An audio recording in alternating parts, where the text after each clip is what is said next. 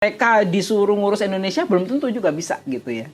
Jadi walaupun kondisi kita tidak terlalu mengembirakan, saya sih nggak minder-minder amat gitu.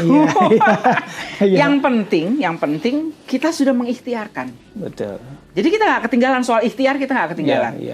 Ya, ketika orang-orang mengembangkan universal health coverage, kita bikin juga. Terlepas dari JKN kita itu istilahnya ya, selimutnya kependekan, tutup kepala kaki kelihatan, tutup kaki kepala kelihatan. Nama apa? Tapi kita bikin JKN gitu, kita punya gitu ya. Terlepas dari segala kekurangannya. Sistem kesehatan kita bikin gitu ya, kita punya gitu. Walaupun ada tapi nggak ada dalam konteks tidak berfungsi sebagaimana yang diharapkan. Jadi saya selalu bilang, kalau mau belajar, datang ke Indonesia. Kalau mau belajar, datang ke Indonesia. Kenapa Ibu sebut begitu? Karena banyak kasusnya? Karena semua masalah ada di Indonesia. Gitu. Jadi Indonesia adalah tempat paling baik untuk belajar. Kalau mau uji nyali, datang ke Indonesia. Bilang gitu kan. Saya pede aja gitu, pede. Karena terlepas dari, karena gini, kesehatan masyarakat itu, kalau kita sudah bicara status kesehatan ya, kesehatan masyarakat, itu variabel yang mempengaruhi itu banyak sekali. Dan sebagian besarnya itu kita sebut sebagai social determinants. Jadi variabel-variabel di luar kesehatan. Apa sih? Misalnya, contohnya lingkungan, pencemaran, ketersediaan makanan, ya kan? Gizi ya. Gizi itu mempengaruhi gizi gitu kan. Pendidikan. Gimana kita mau ngajarin ibu, begini loh caranya Bu mengasuh anak gitu. Oh, ibunya aja nggak sekolah gitu misalnya. Atau sekolahnya cuma lulus SD gitu. Jangan dikira kalau sudah lulus SD, sudah pernah bisa baca, kemudian kalau dikasih buku pasti bisa baca. Belum tentu Bu. Ya kayak kita yang nggak, misalnya nih ya, saya tidak terbiasa setiap hari membaca Al-Quran. Kalau kemudian saya disuruh baca, mungkin terbata-bata. Saya bisa baca, tapi terbata-bata. Kemudian jangan dikira kalau bisa baca, pasti ngerti apa yang dibaca. Belum tentu. Nah, itu yang kita hadapi kan. Jadi, itu pendidikan mempengaruhi. Terus kemudian ekonomi. Nah, kan kalau dulu kan kita selalu ya, orang public health itu selalu mengatakan, kesehatan itu faktor bukan faktor yang menghabiskan uang, faktor sektor yang kemudian konsumtif menghabiskan uang. Dia itu modal, dia itu pengeluaran untuk kesehatan itu sebetulnya adalah investasi. Kan? Tapi kan orang selalu challenge-nya gini, kalau itu investasi, kalau tanam segitu, untungnya berapa coba kasih tahu saya gitu. Gimana cara ngitungnya gitu? Saya tanam segini, nanti hasilnya adalah angka kematian ibu turun menjadi sekian. Nah, untung angka kematian ibu turun dari segini menjadi segini, itu gimana? Kan tidak langsung bisa dilihat. Beda kalau gini, uang yang sama, saya tanam untuk bikin mall, dalam jangka waktu sekian tahun, modal balik, tinggal untungnya. Gampang kan? Return of investment-nya bisa dihitung ya. Kalau investasi di bidang kesehatan masyarakat, itu kapan dapat untungnya? Berapa untungnya? Jadi tidak pernah dipercaya bahwa kesehatan itu adalah investasi, bahwa itu adalah faktor yang menopang produksi. Membangun persepsi, kebiasaan, dan itu biasanya jangka panjang Ibu ya, tidak kilat ya. Nah, pandemi COVID-19 itu yang mengajari semua orang bagaimana kalau orang tidak sehat, ambruk semua. Betul. Ekonomi ambruk, segala macam. Jadi mau tidak mau, suka tidak suka, sekarang semua orang belajar, iya ya, kesehatan itu modal gitu. Baik Dok. Kita lanjut. Nah, sekarang saya akan sedikit fokus ke FKM. Tadi sih sudah kita singgung di awal. Bu, FKM, Ibu sejak tahun 87 menjadi dosen ya tadi. Betul. Ya. 87 berarti sekarang udah 30-an tahun tuh.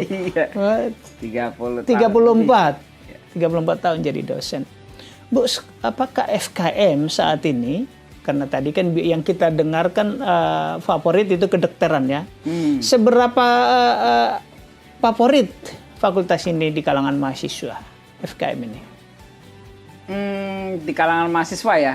Wah, saya tidak. Atau calon mahasiswa lah, seberapa banyak orang yang berminat ke sana?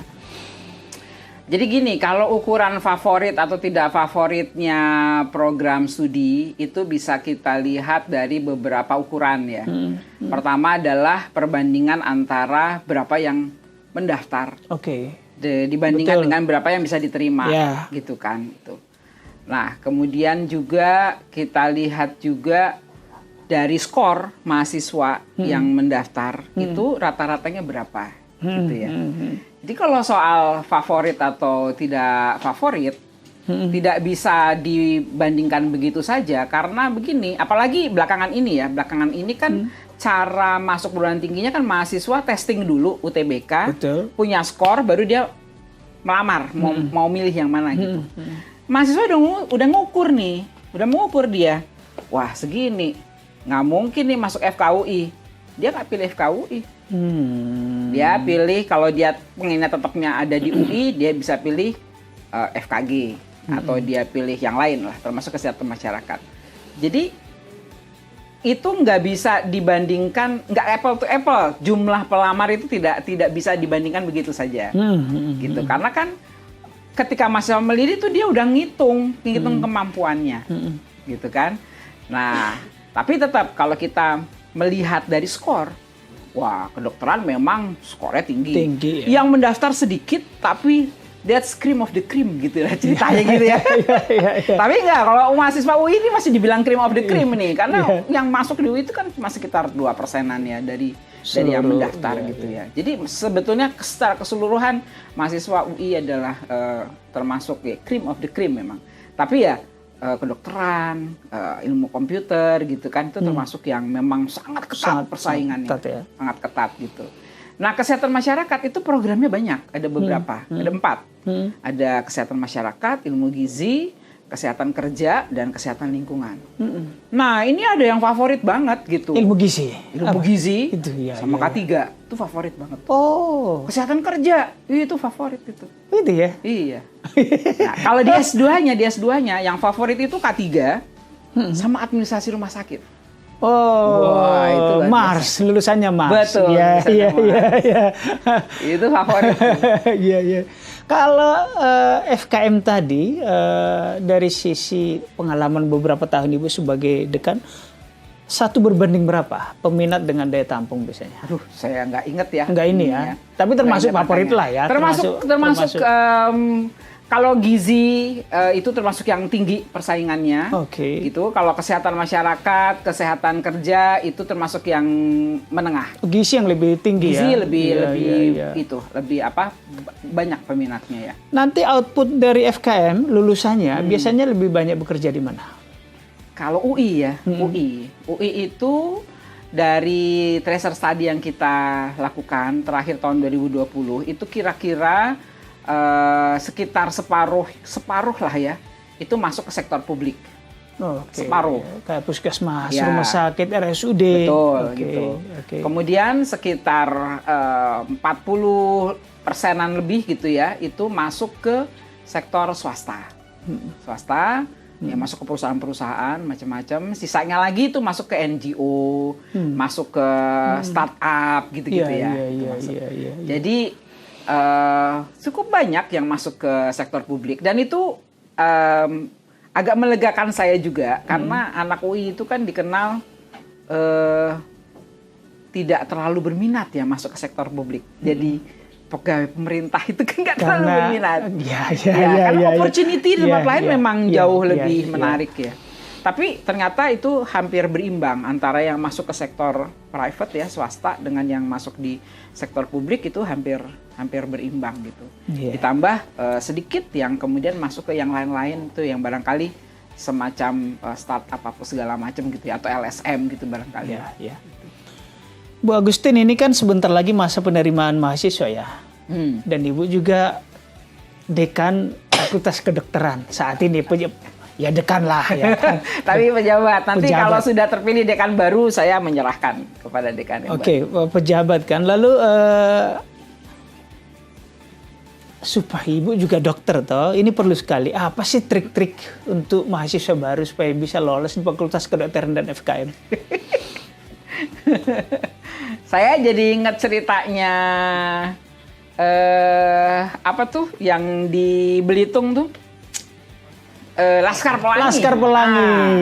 Ingat nggak Laskar Pelangi itu waktu dia mau ujian, dia dan gengnya itu, siapa anak itu namanya saya sudah lupa.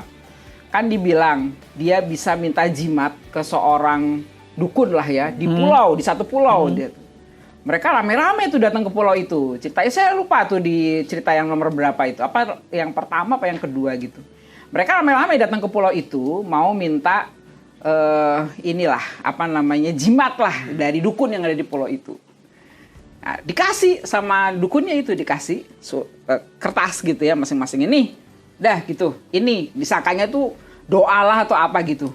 Pas dibuka belajar. Nah, Iya, jadi kata kuncinya belajar ya. Baik, Tribuners, Ibu Agustin sedang batuk, kita rehat sejenak. Ibu Agustin minum, nanti kita lanjut termin kedua. Masih banyak ini, soal di kampus, soal yang lain. Silakan minum dulu, Ibu.